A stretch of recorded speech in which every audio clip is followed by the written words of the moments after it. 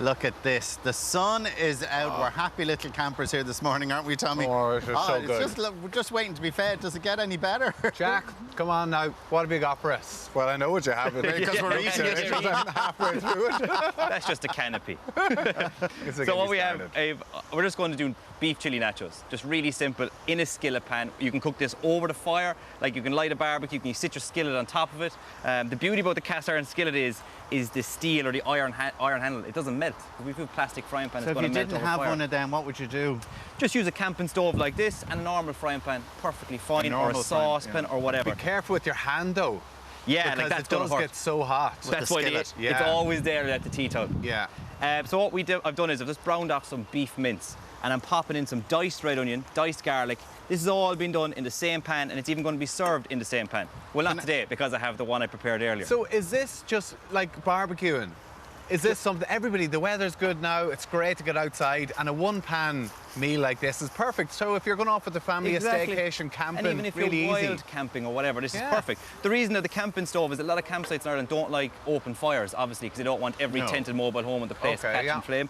So the camping stove is super handy, and this setup is unreal, isn't it? What's that? This is great. This from Decathlon, isn't it amazing the way this whole thing is set up for you? And it's got shelves and stuff as well. Yeah, everything, and it folds down into a little flat pack into the back of the car, and you're gone. And what's the gas? Is that a gas? Just a standard little gas cartridge that you pick up in any kind of motor factors or any kind of camping store or online or wherever. In the pan. Can I ask you, is that going to be are you buying a good mince here now?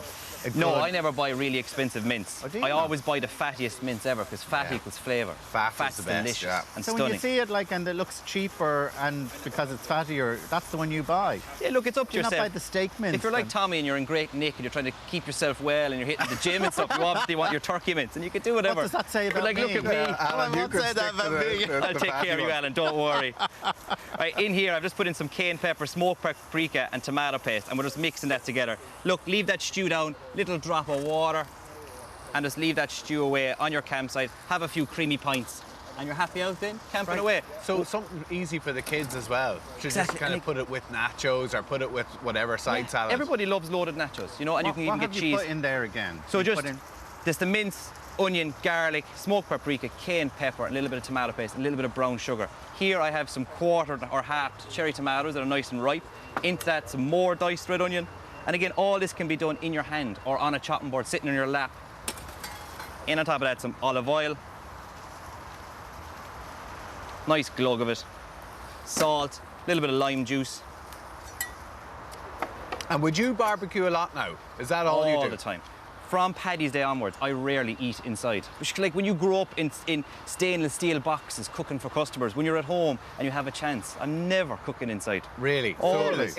Working in a kitchen. Oh, yeah. Yeah, because I leave the mess everywhere, you see. But I'm outside, not my problem. But the great thing about a barbecue, there is not much mess, I find. No, there's nothing. Sure, it all catches fire after anyway. And it doesn't, the kitchen doesn't smell from burning the burgers or whatever as well. It doesn't, and it's it's perfect. So what have you put into there with the tomatoes? So in with tomatoes is some diced red onion, some lime juice, a little bit of salt, and some red onion and olive oil, loads of olive oil. And we're going to mix it up in a few minutes when we're garnishing up the chilli. So that's the beef chilli. After about 35 to 45 minutes of it slowly cooking down, the chili's there. It's not so that's it, done like that. On top of that, then we're going to take our nachos and just they get crumbled up on top. I think you put an extra chili on mine. Always, Alan. Oh, have you got the hot sauce? You need more hot sauce for Alan. Take some of that salsa, and then that gets topped into the centre. And you're obviously going to have more bags of nachos on the side for everybody in the family. That all gets popped in around. Oh, so you're just putting them on top straight on. So if I was serving in this pan, I just leave everything in the pan. Everyone comes in around, helps themselves. Some sour cream. Oh, wow. Just throwing it at the bowl. Like, you know I'm messy. That's why it's best for me to be outside. That's why they asked me to do this segment, because we're sick of cleaning the studio after you. Yeah, but you know what? The kitchen. It's great. I just love that being outside. You can kind of it's just pick away. Put it on a chopping board, put it in a bowl, let the kids come and go and just take what they need. Well, and the dog can take what it needs as well. Well, that's the problem. That's why you have to be careful with T-bone steaks. A little bit of coriander to finish it off. That was some crumbled feta as well on top, just in case anyone's wondering. So you went a little bit posh. A little bit posh. With your crumbled feta. And in terms of then hot sauce, is that a go-to for you? Hot sauce is always a go-to. Tabasco, Frank's, but here I'm using the Chipotle hot sauce and it's just brilliant. With the avocado, I just nice and soft ripe avocado, and I cut in very carefully with a sharp knife, little stripes like so, cut across, and then using a fork or a spoon, scoop it out, and again, just throw it at it.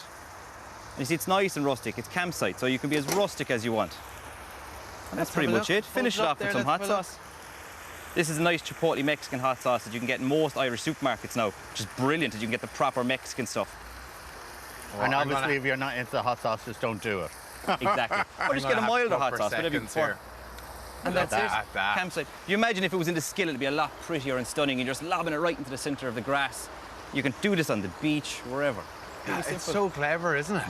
I mean, particularly for camping, but I love the whole setup. Like the little table and stuff as well. This does make my life a lot easier. Does it actually just fold right up? It just collapses down. It's completely into a complete flat pack, and it'll just go into your roof box or into the back of the boot, and that's it.